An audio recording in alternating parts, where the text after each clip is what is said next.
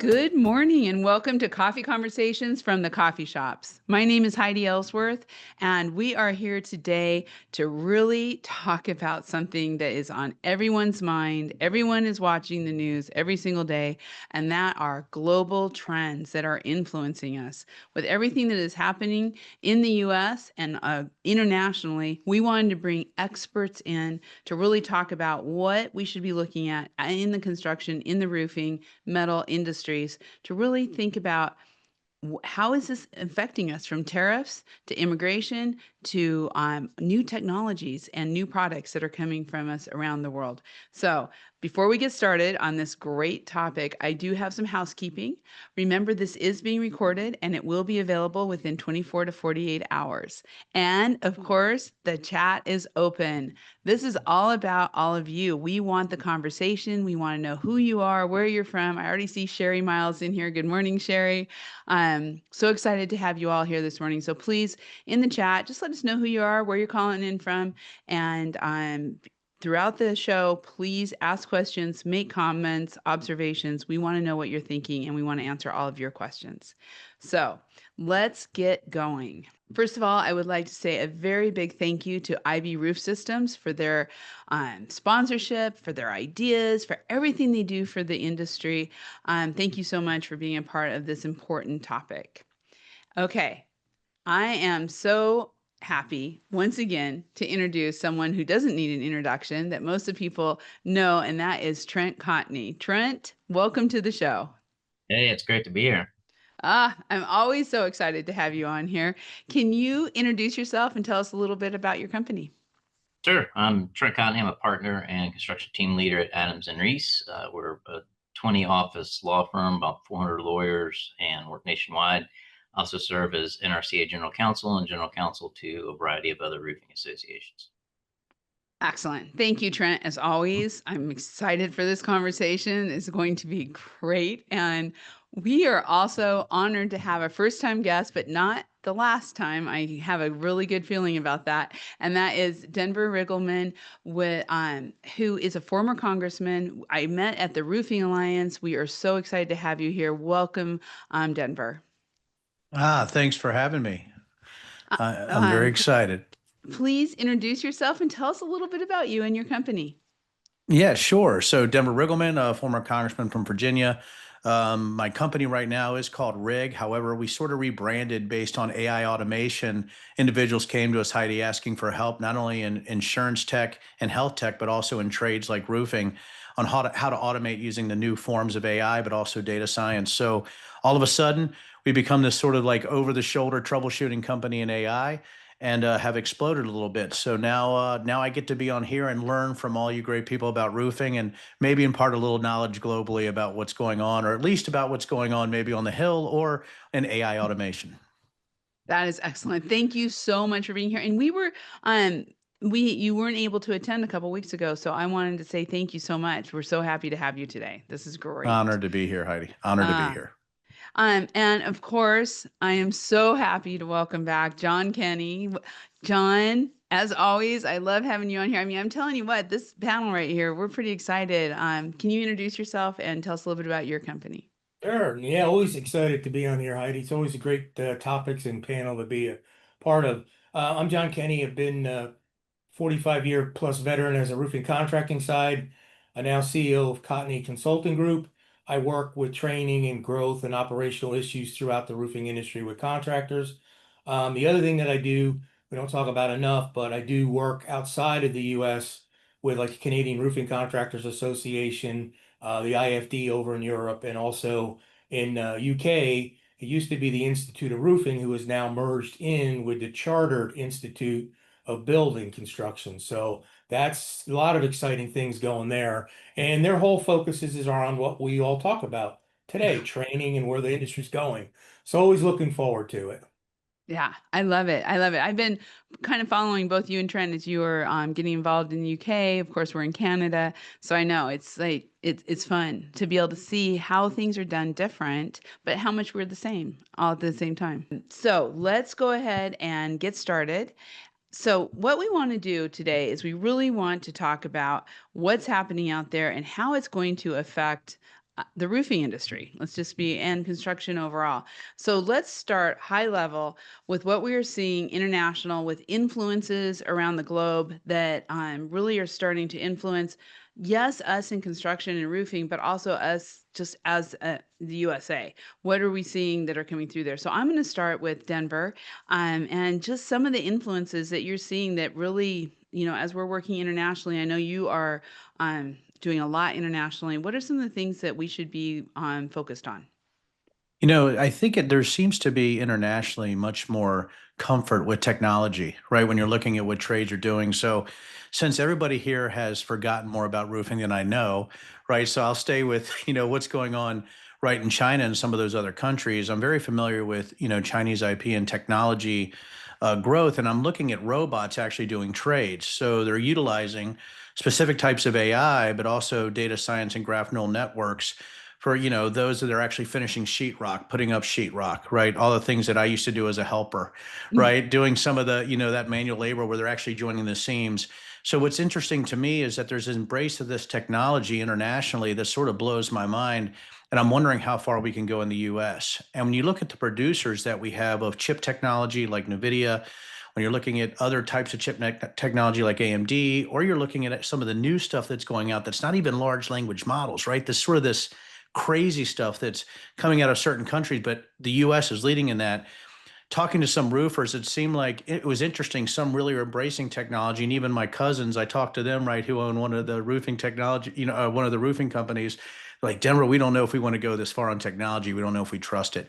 So what's interesting internationally is you're seeing a lot of people, I think, embracing almost this AI trade specific, not only with robotics, but also with automation, tracking supply chains, and specifically even with scheduling, conversational AI. So I'm seeing that everywhere, especially as I go to Europe. As you know, Heidi, I was just in Yeah. Moldova, Poland, and Ukraine, but I also was in the UAE.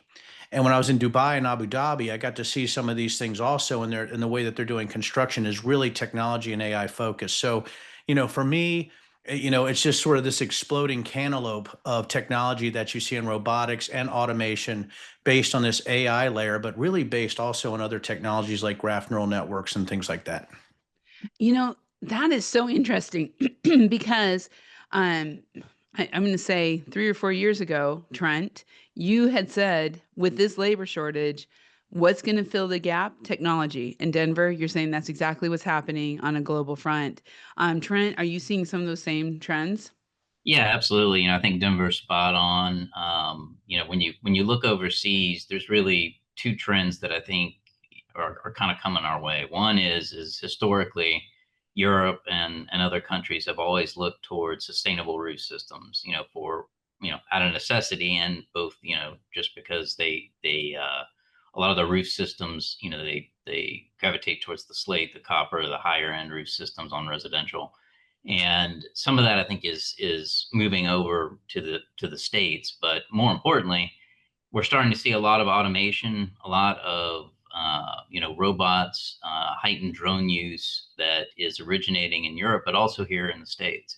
And I think as we continue to face labor pressures, with current immigration policy and otherwise, you're going to see this increase rapidly out of necessity. It's got to happen, and I'm excited to see what's going to come up. I think you're going to start seeing an evolution of both the systems that are used and how the systems are installed. And it will happen sooner rather than later.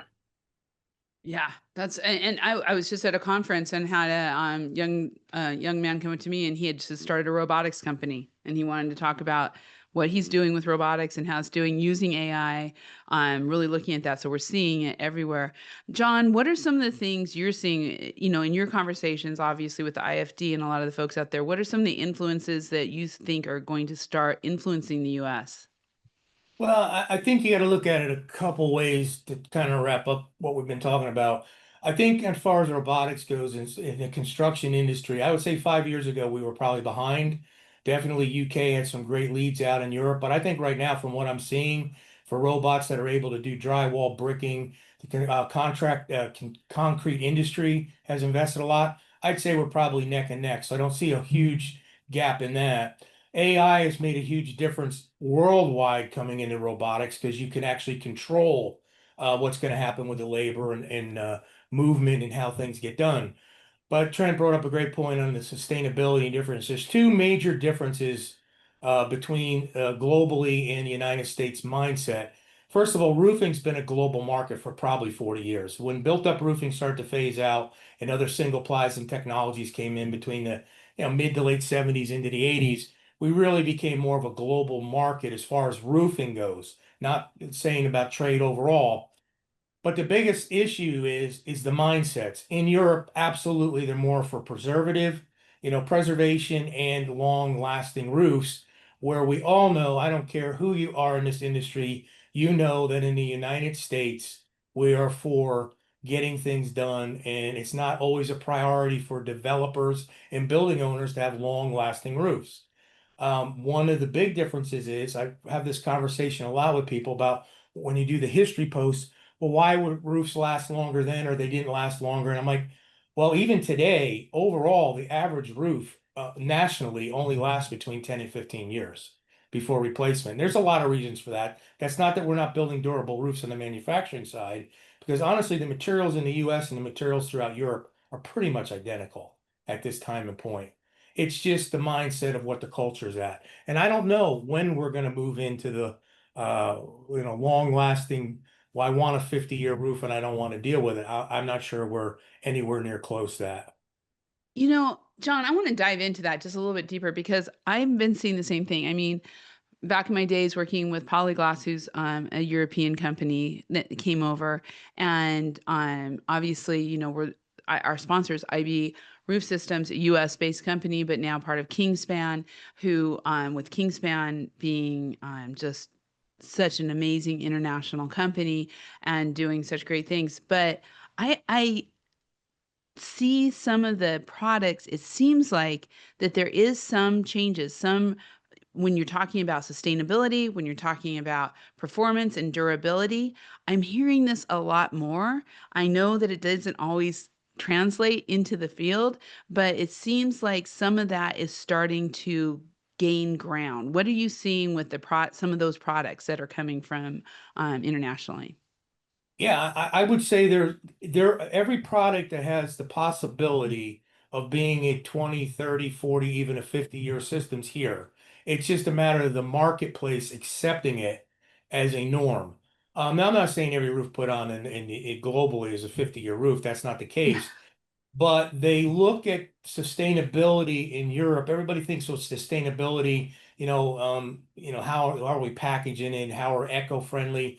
When they look at roofing, because I sit on a commission over there on sustainability for the IFD, and when we were going through all this last year and into this year about what sustainability means to the roofing industry, it was really a turn that I didn't expect. It was not just about having a long-lasting roof. It was about having quality details and installation techniques so that there wasn't a drop in labor for sustainability. They found that the roofing materials had the opportunity to last, but they're facing the same problems we are here, labor installation. And so that's where they were focusing their sustainability efforts on, is how do we get the information to the installers so that they have the training, the knowledge, and the wherewithal to have a roof capable of lasting 30 years actually be installed to last 30 years. That's really interesting. And Trent, you're nodding a lot there. Yeah, it's sustainability is the conversation about that, and obviously we're talking about it here in the U.S. But when you look over in Europe, there are really two things that drive it. John mentioned the mindset. The mindset is a little bit different about the longevity of roof systems, but the other thing is regulation. Regulation pushes a lot of the sustainability that's out there. In the EU, for example, there are what's known as environmental product declarations, where manufacturers have to specifically identify, embodied carbon values, and they've got to be able to identify environmental impacts and, to what extent are there PVC take back programs. There's all these different regulations, and there's pros and cons to that, right? There's more expense, there's more upkeep. It can be more difficult for manufacturing and the installation side of things, but it kind of goes hand in hand. You have to have the mindset, and you have to have some regulation in order to push that forward. So adoption of that here in the States is going to require threading that needle. And it's always a give and take, because you don't want to overregulate, but you also want to make sure that you're having, environmentally friendly, sustainable products. Yeah. And I want to go down that products road, because one of the things that there's a lot of conversation out there, and I don't think people have a lot of facts a lot of times, are on the tariffs. So we have become, John, to your point, a more global, we get a lot of products globally, whether it's China, Europe, Australia, we see these products coming in. Now we are dealing with tariffs. So Denver, I would love some of your thoughts that you're seeing on just, on that bigger picture around tariffs and kind of what we should all be expecting. Yeah, listening to John and Trent, based on the regulatory environment, and when you want to be environmentally friendly and sustainability, and you're looking at tariffs, what we were asked by other organizations, and we literally had the first roofing organization ask us about this, is how do we match the regulatory environment to what you're building? And that can be done automatically. So there's I want to say, and I'm going to get into tariffs. This actually will dovetail, I promise, Heidi. This isn't No randomness problem. from Denver today.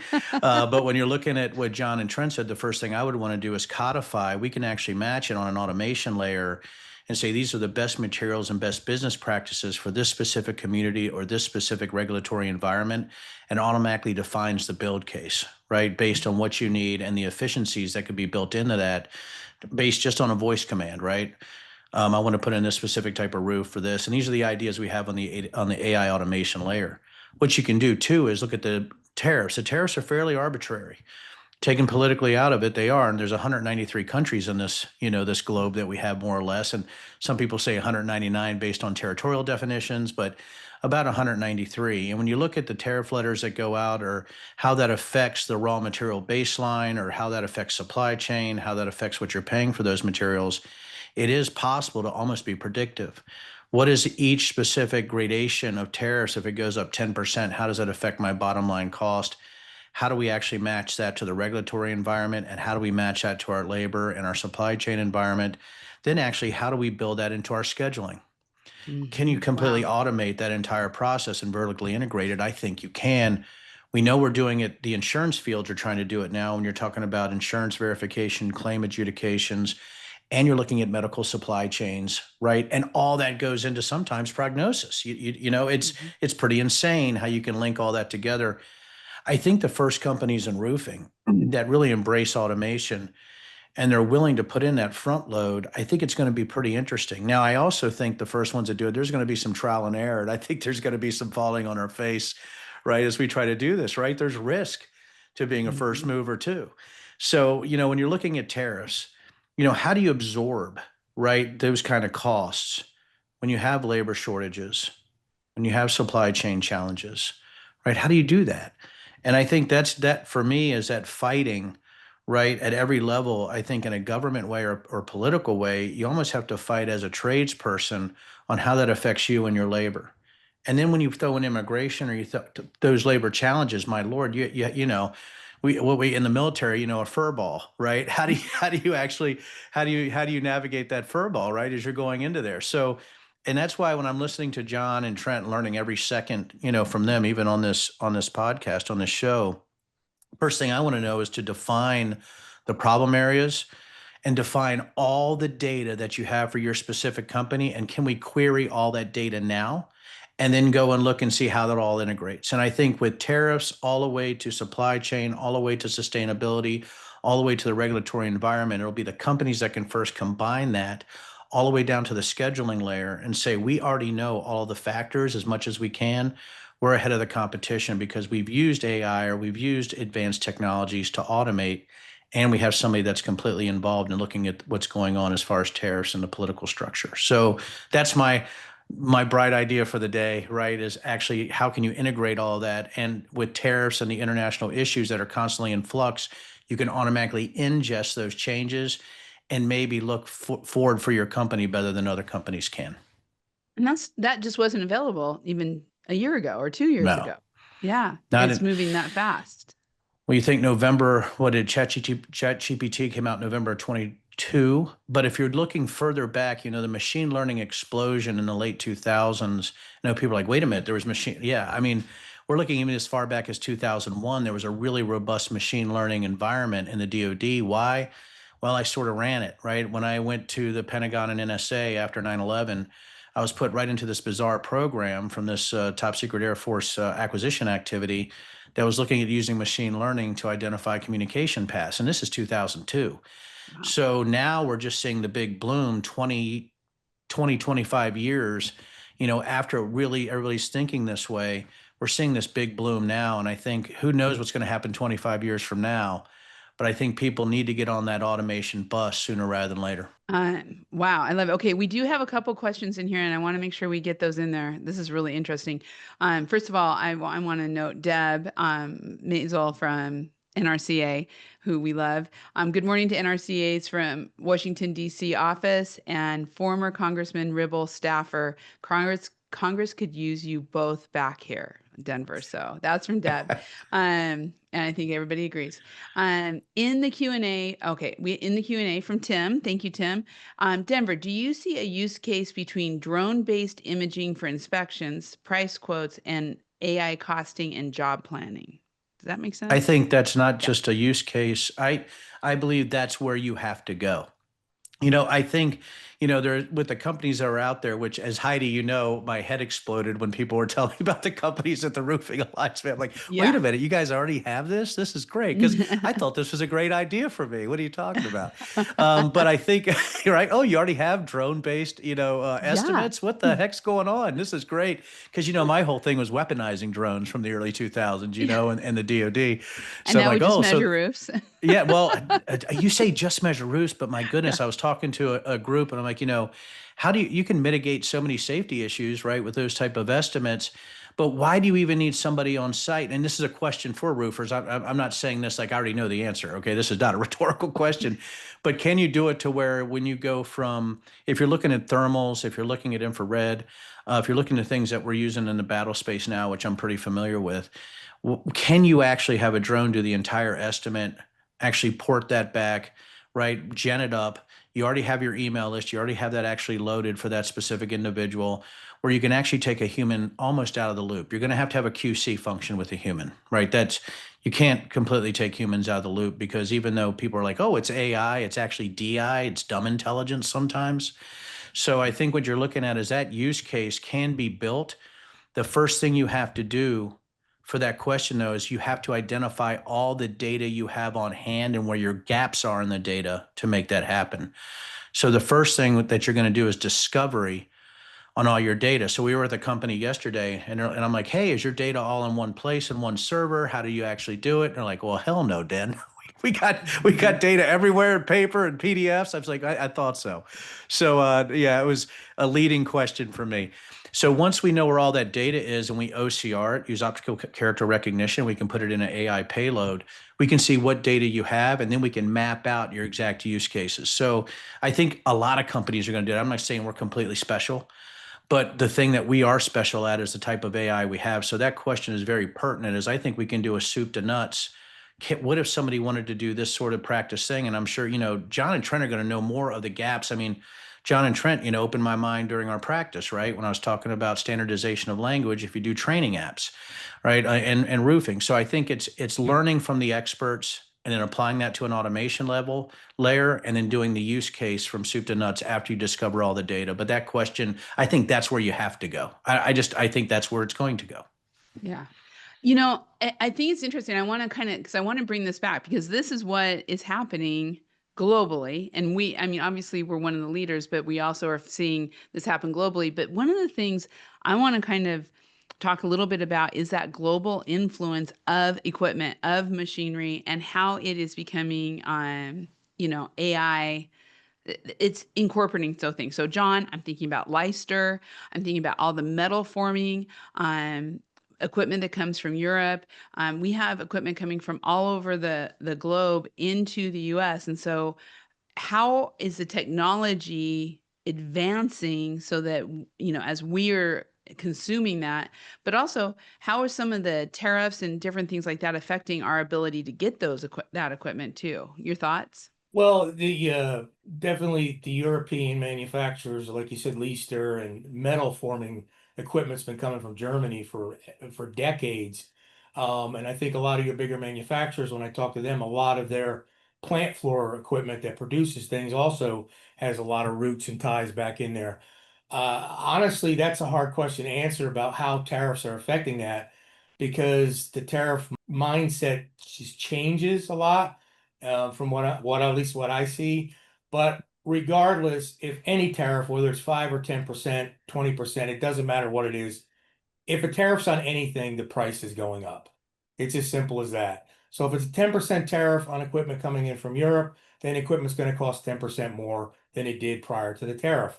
So I mean that's not my field of expertise to understand where policy's going, but for sure I know for me as a contractor consultant understanding the construction industry, there's a lot of unsurety about where it actually ends up. So that's where And I I see it. think to kind of sum to that same point, really, it does go back to, okay, yeah, we may have tariffs or maybe increased pricing, but is it also labor savings? And is it filling a gap that we need from that technology? Trent, you have been on the forefront of this in the industry for so long. What are you seeing on, the types of equipment, whether it's drones like Denver's talking about, or I mean, I was blown away with looking at some of the heat welding machines out there and the technology that's being embedded. I know I saw Josh is on here from OMG. They have some amazing technology. What are you seeing? Yeah, it's pretty incredible. And, I encourage anyone that hasn't had an opportunity to go to the Doc and Holtz show in Germany. It's about, it's larger than IRE. It's a huge show where all the European manufacturers and others outside of Europe go as well. And it's just got incredible stuff there. You're going to see the latest and greatest. And, that they tend to, I would say Europeans in particular, a lot of the machinery and equipment that we're seeing, in the roofing space comes from there. So to kind of piggyback off of John's point, with the current tariffs lay of the land, and you mentioned Deb was online. Kudos to Deb, Dwayne, and Terry, and everybody over at NRCA. They're doing a fantastic job. I don't know how they do it, honestly. I mean, I can't keep up with it. Just trying to figure out what the latest news is, but they're on the front lines, lobbying for our industry, and I think keeping that front and center is important. We want to be able to get this great equipment in. We want to be able to keep our roofing industry a global industry so that we have the capability to, benefit from new technologies and hopefully, start doing some of that ourselves. But navigating that's an ongoing challenge. And I just hats off to those guys. Again, I don't know how they do it, but. Well, and I think, well, next week we're going to be at the NRCA Midsummer Meetings, and there's all kinds of excitement over here at the coffee shops because it's one of our favorite things to do is to go to the NRCA meetings. And James is on all of the roof pack and the government affairs and all that. So we're going to be hearing from them and sharing that information back out. But I do think that advocacy is really important right now. And, let's talk a little bit about immigration. Immigration is definitely affecting our industries and what's happening. And I'm going to start with you, Trent, just what you're seeing and how that, not just in the US, but globally, as we are seeing that effect and on getting our labor. Yes, I'd say since January, I always joke around. Nobody ever calls me with good news, right? I don't get that phone call, from a contractor saying, "Let me tell you how much money I made today." It's always, the sky's falling, the roof collapse, whatever it is, and that's good for me because it helps me understand what the big issues are. By far, the the top two things I'm getting phone calls about are still tariffs and immigration. Recently I've had a lot of questions about the one big beautiful bill and how that impacts taxes and things like that. But tariffs and immigration by far, and immigration in particular, throughout the United States, and this is not a red state or blue state thing. I've had reports of ICE raids on projects, ICE raids on in home offices, increased I-9 audits, right? So understanding and navigating that both from an employer standpoint and what you can do to assist your employees is an ongoing challenge. My concern is that it is directly affecting both subcrews and our W-2 labor. And as that labor pool shrinks, it's going to cause labor rates to increase. So, the immigration policy, and, I think, again, none of this is political, right? I'm looking at it strictly from a construction or roofing standpoint. I understand the need to secure the border, and I understand the need to have, immigration policies in place, and appreciate that and understand that. But at the same time, I think it's very important that we have some form of temporary protected status or some way to allow workers to work, regardless of whether it's construction, agriculture, hospitality, come over, be tracked. We don't want criminals, but they'll pay taxes, do all that kind of stuff. But we've got to have a legal means and an easier way than the H-2B process, which quite frankly just doesn't work. And I know, again, to shout out, Deb, Dwayne, and the gang over at NRCA, they're on the front lines of advocating for that. I know it was one of the conversations that we talked about at Roofing Day in DC. But you can't have one and the other, right? You can't have zero tolerance policy when it comes to immigration and not have a mechanism to allow workers to come in the U.S. Again, I'm kind of on my soapbox a little bit, but all I hear from contractors day in and day out is how, either the crews got rounded up, they had no shows, they can't get labor, and this goes everywhere from Florida up to Washington, right? Yeah. It's all over the U.S. So big issue, probably, in my opinion, the biggest issue for the industry right now. Yeah, we're seeing the exact same thing. And Denver, you are nodding. What are you seeing on this front? Oh, goodness, it's hard, So I'll tell a story really quick. I was with dairy farmers in 2019, and there was about 30 of them, all vote Republican. And I'm in one of the southern counties. I won't mention it, in Virginia. I had 21 counties in my district. And I remember there was an old Republican on the right side, right? Had a bunch of younger farmers. And he goes, Denver, you know what the most Republican thing you can do? I said, what's that? He goes, amnesty, like Reagan in 86, right? Like, okay. So, and then the whole place exploded, right? Half of them are going, let's do amnesty. We need our labor. The other half are like, well, I don't know, So I think what Trent's saying, right, is what we're seeing right now, I think, is this lack of consistency in policy. And if you have arbitrary decisions that were being made, whether they're right or wrong, as Trent's trying to say, and John, right, out of let's take the politics out of it. You can. Is that the biggest issue I had was H-2A and H-2B workers in my district. And that same individual pulled me aside. He goes, Denver, I want to be voting for you, but you got to somehow help us on immigration, but we can't tell people you're helping us on immigration. That's a quote. Wow. So, right. So you have this, again, a furball of people who know the immigration has to be fixed, but there's almost this zealotry in saying we have to fix the immigration problem by, right, zero tolerance. But then how do you actually streamline a completely broken system? Trent could not have stated that any better on how broken that system is for H-2As and H-2Bs. And everybody who's on here who works with H-2As and H-2Bs are probably going, yes, Denver. Yes, we know. And me trying to fix it got me sideways with both the Republicans and the Democrats. So I became very apolitical in this, right? So very strong border based on my security background. And if we had to go full amnesty in certain specific positions, right, of people who are working, who are non-criminal, we can do that if we have the willpower to do that. We can do both. There is nuance. It doesn't have to be a total left or total right thing. There can be nuance. And I think that what's incredible when you're talking about the challenges of lobbying is how do you throw consistency into your message? So if you're going to a representative who says zero tolerance, like, well, your district, right, is 65% rural. So how are you going to do that? Are you going to be selective in your immigration policy from urban to rural areas? How are you going to define that? Is that even the right way to do things? That seems pretty crazy. So what do you have to do, I think, is if anybody's lobbying me, and I've been lobbied by thousands, right, is that the first thing people usually ask for is consistency of policy. What are we actually dealing with? And I think that's the issue that you have right now, is not whether it's a left or right issue. It's an inconsistent issue based on arbitrary decision making. And when that happens, then you have issues with labor and trying to forecast what you want to do in your business trade and forecast how your business wants to run. And I think that's a crime.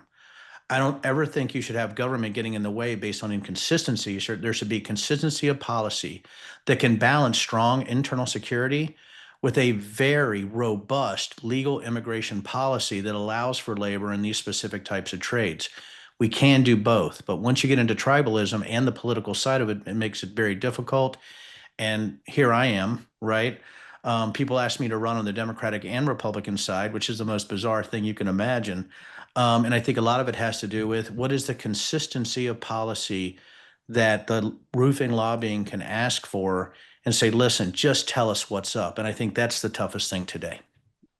You know, I think everything we've been talking about, consistency and fighting this uncertainty is key. It's just key to business overall, and why we're seeing some of the strain.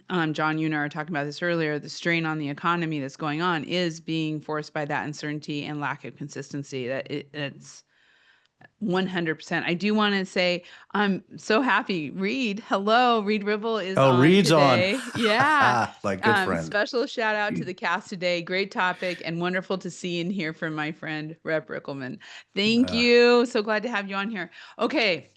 One of the things I want to kind of talk about too is, and I've heard this in roofing for so long, is that the training, the education, the professionalism of roofing professionals around the globe is so much better than in the US, right? And that's one of the things I know. In fact, I'm going to point out when Reed came in as CEO of NRCA, that was one of his main things he talked about is pride of roofing respect, of really understanding what amazing, how professional and great our installers are and what they're doing.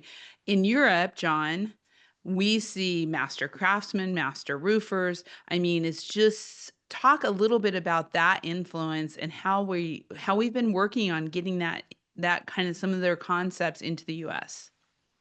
Yeah, so it's interesting. I think over there, what really drove a lot of it was self-driven throughout the industries in construction to be apprentice programs originally in Europe were up to 15 years.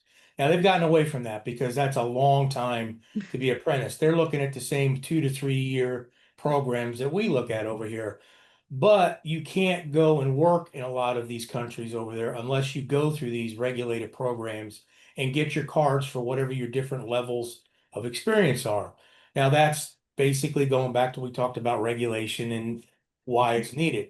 We don't have that over here. I think our training programs, because that's one of my specialties is training, and I work with a lot in between UK and Europe on how they do their training, and I sit on the committees, and even in Canada, it's very similar. I don't think we're behind on our skills level training. I think the problem is we are such a large country with so many open doors and windows and possibilities of how people train. Training more or less, I think, still in a whole, even though we have better availability and a great job NRCA has done over the years with it and other organizations, it still falls onto the contractor.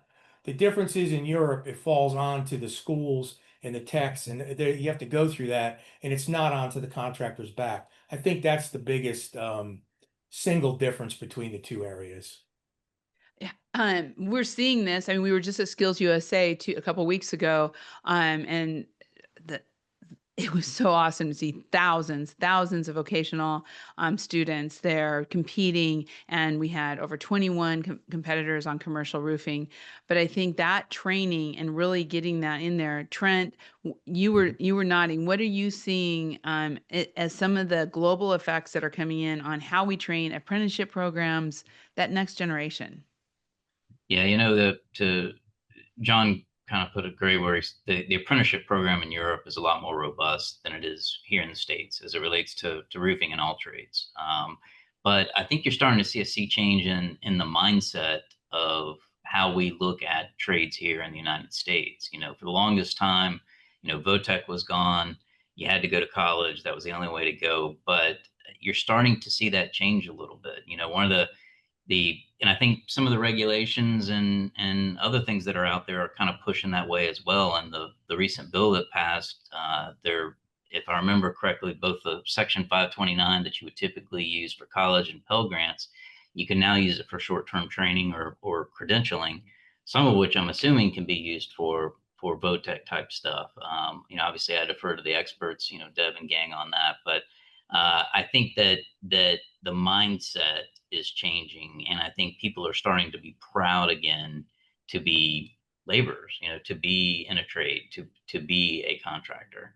And that's a good thing to see. We're not 100% where we need to be yet, but the rhetoric and I think the mindset overall, we're starting to see that shift. And I'm very proud of that. I think that's something that it's been a long time coming.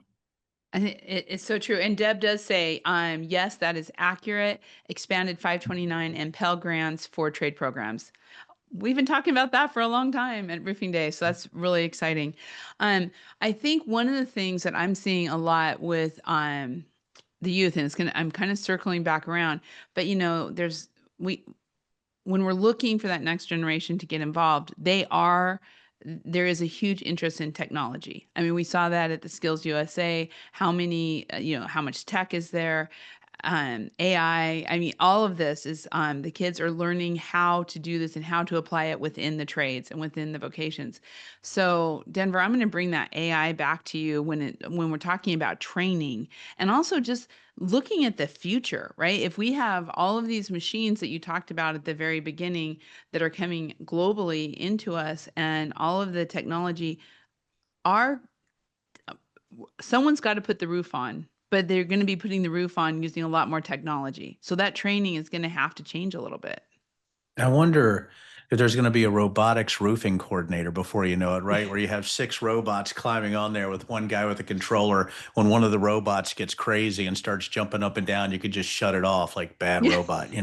I wonder if that.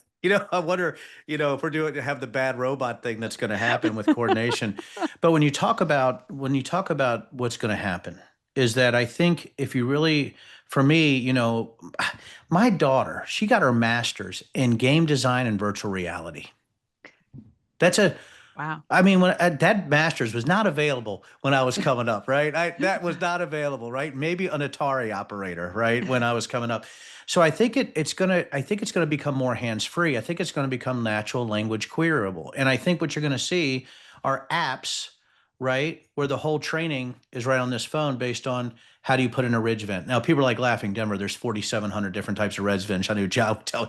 But but it might get to that point. Well, I know it's not going to might, is where everything's going to be done based on voice direction. If you're actually talking about supply chain, you're talking about scheduling, put John on the job at 350, go ahead and do the route analysis for him right now, which we know we can do already in certain other things that we're doing, correct?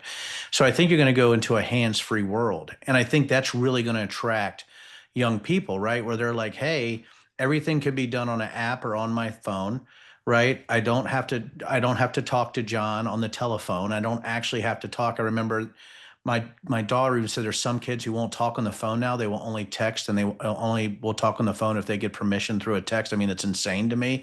Like, I would rather just call. But I do think that training is going to become more hands-free. It's going to be more natural language, and AI is going to allow us to do that.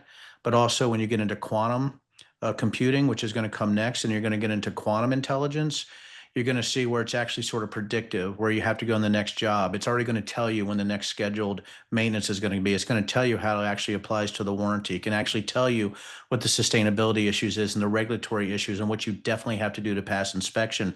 And my guess is inspections will even be automated in the next 15 to 20 years. So my thing is this. It's almost like there needs to be a traditional training line and then a skunk works training line, almost like a future training, right? On what it could look like in the future, or to give that sort of, this is what roofing could look like in the future. And I don't know if anybody's doing that. This is me talking pie in the sky stuff because I worked Air Force skunk works, when you're looking at future stuff and building future technologies. What does the future look like for roofing? What does tech look like for roofing? For me, the first thing it's going to be supply chain. It's going to be scheduling. It's going to be help desk. Right. But it's also going to be from soup to nuts, from the time you actually go to that person and estimate the job with the drone to when you put a crew out there. I think all that's going to be automated. I think it's going to be completely automated with only one person in the loop that's actually doing the QC. And I think that's where we're going. And I would say that's going to happen. The first companies that do that, they're going to mess up. They're going to screw up. They're going to have people, but once that is actually solidified, AI just for automation, not for a bunch of robots telling you what to do, but just for that simple automation layer is so robust. I think we're going to see that next 5 years, next 10 to 15 years. I think you will see sort of auto roofing and, things that can go up there very quickly and get a roof done. But I think right now it's the automation layer. So is this happening? I know you kind of mentioned this a little bit at the very beginning of the hour. Is this happening, what you just described?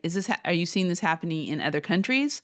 Are we behind, or are we kind of in a foot race right now with other countries?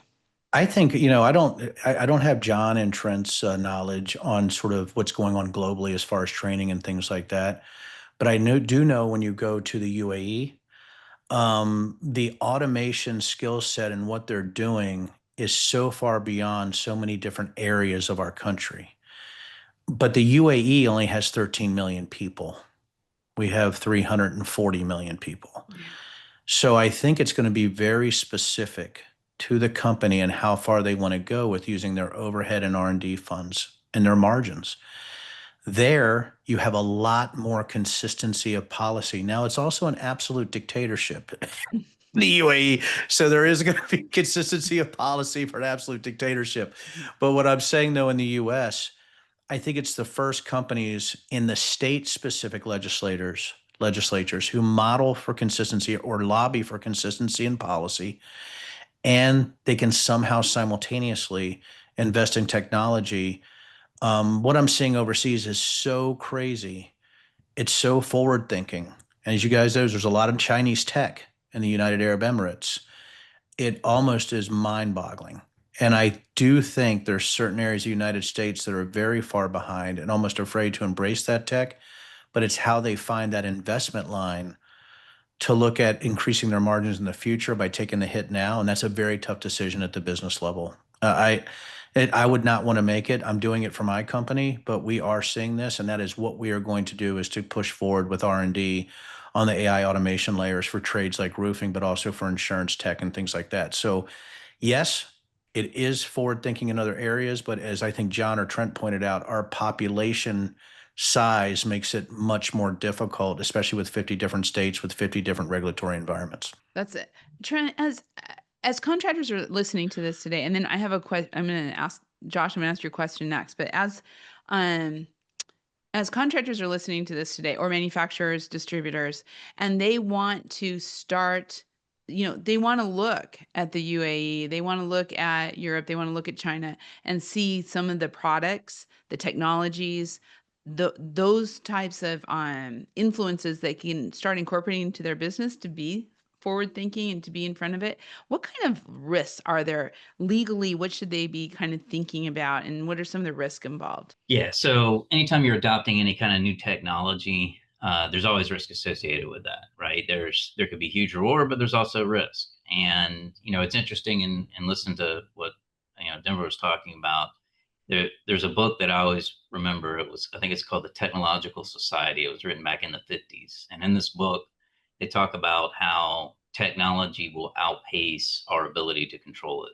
And this kind of touches on the singularity, which is that point where AI gets, more intelligent and capable of growing itself without our control. Part of that is understanding that as roofing contractors or manufacturers or distributors, that what we need to be doing is, instead of shunning it, is embracing it and learning it as best we can, right?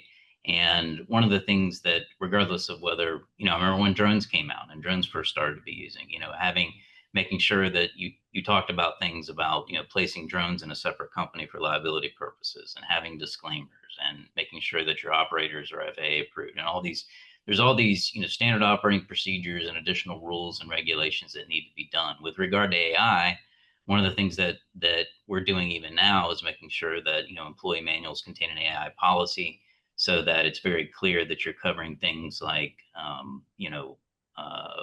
bias, plagiarism, making sure that you are following certain protocols and having things vetted by management if you're using it for social media or marketing. There needs to be guardrails, right? There needs to be some guardrails, as long as we can have guardrails. And I think it is upon us. This is not a future thing. This will happen quicker than we anticipate. One of the things that I've seen that's interesting is that deadline for that singularity point where AI is smarter than we are and basically controls itself, that deadline keeps going back and back and back, right? And it was, oh, that's 50 years out, then it's 25 years out, then it's 20 years out. And if you're using AI, you can already see that. You can see how that would happen, because what was available in 2022 is nothing like what's available today. So my advice to anyone that's listening is, make sure that both your documentation, your contracts, all that kind of stuff, if you're adopting new technology, that you're considering disclaimers, you're considering how to shield yourself from liability, and make sure that you've got proper insurance coverage. Yep. And I want to say, when we say technology, that's not only AI, that's not only software, but that's also new technology and products, and the types of products and everything can apply to what you're just saying there, Trent, because we're seeing a lot of stuff come in, and we've always been one of the first ones. So we have a question from Josh. How about augmented reality? So Denver, I'm going to take that over to you. The differences between virtual reality and augmented reality. I love Yeah. this stuff. Yeah. So I think when you're looking at augmented reality, we were I don't know who asked that question. I don't know if they were in our meeting yesterday. So now I'm a little bit weirded out that I'm getting this question. But when you're talking about augmented reality, I think that's something that's going to happen, because we were wondering about training with virtual reality or augmented reality, which was some brainstorming with my guys. And like I said, with my daughter getting her master's in virtual reality and helping build, what is it, GTA 6, right? Grand Theft Auto 6, the video game, right, with Rockstar Games.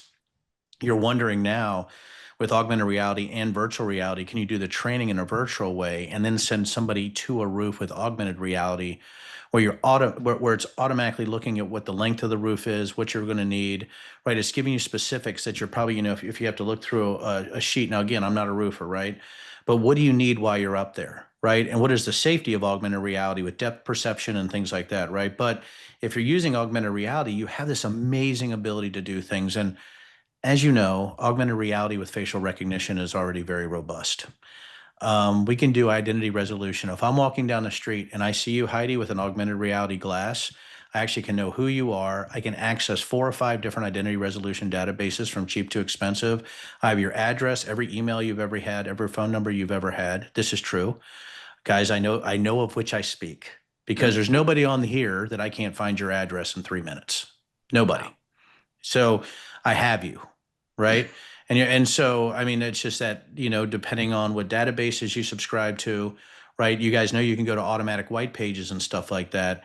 But there's other things out there that are so robust, right? That I even know your car and your license plate, right? And your VIN number. And so this is not as hard as you might think on the augmented reality side.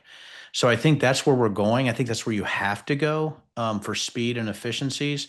The flip side to augmented reality is it's bulky right now, right? It still has a way to go. But I'm telling you, if you're looking at virtual reality in a training environment, and augmented reality in training and operational environment, I think you're starting to see where I think we're going to go with training. Because why can't we?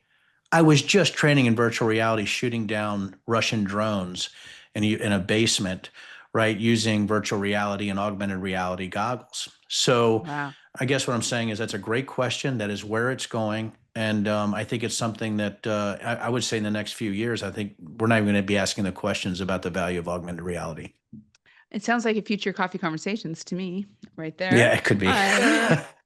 And Josh says, we use a platform called DeepHow to train our operators. Augmented reality is a logical extension and could be great on the roof. So yes, Josh, we're on. Oh, This is a topic coming up. I agree. That's going to be great. We could go another hour so easily. This has been so amazing. So I do want to leave this a little bit on just some exciting fronts of the influence we're seeing globally coming into the US, and just the role that the NRCA is playing, and the role that John Kenney is playing, the IFD. And so I'm going to bring up this again.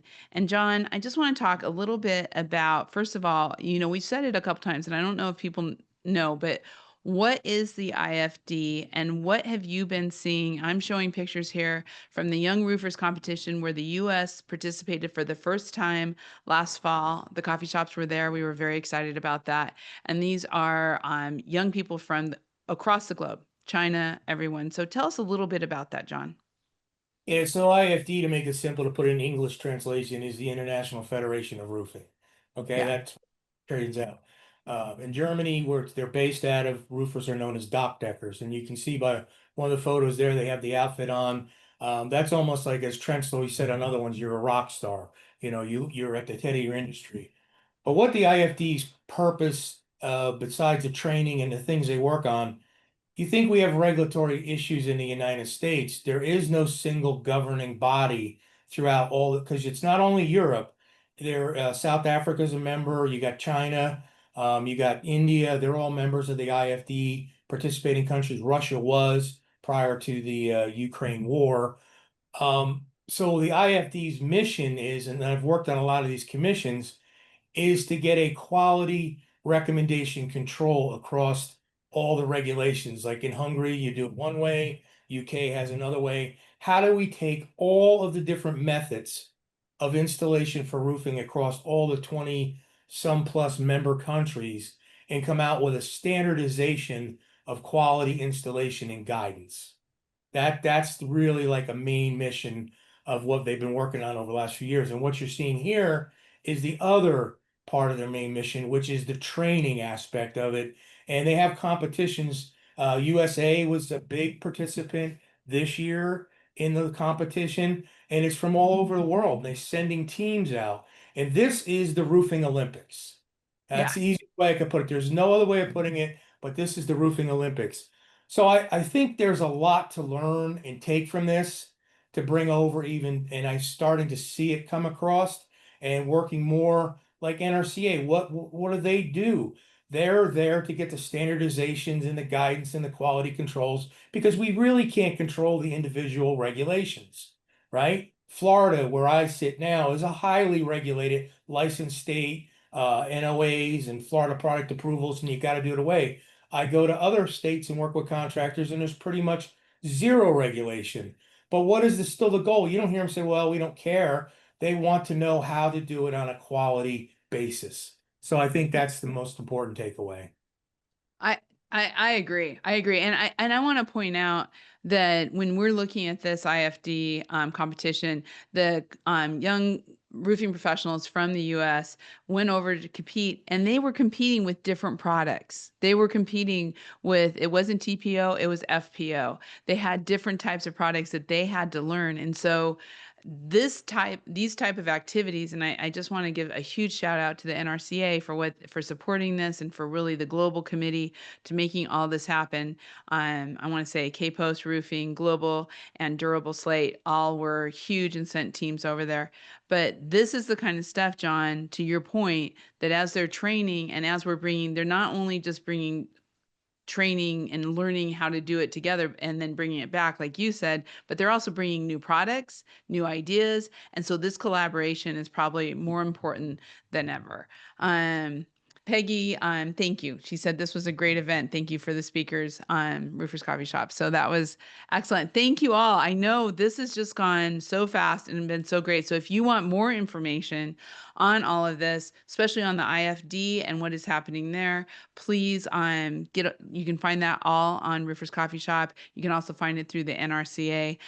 We are going to definitely be having Denver back, and we're going to be talking about some augmented reality. And what's really exciting is next week, and I want to say thank you to IB Roof Systems, and I will one more time after this, but in 2 weeks, Trent and I are going to be on for a power hour. So it's going to be just an open Q&A, and it's going to be a lot about the big bill and what's going on. So please join us 2 weeks from now. We're pretty excited about that too. Gentlemen, thank you so much. This was so informational and great. We had a couple of questions coming in here. So if I didn't get to all of them, I will get those back to you. But gentlemen, thank you so much. Thank you. It was a pleasure. Fantastic.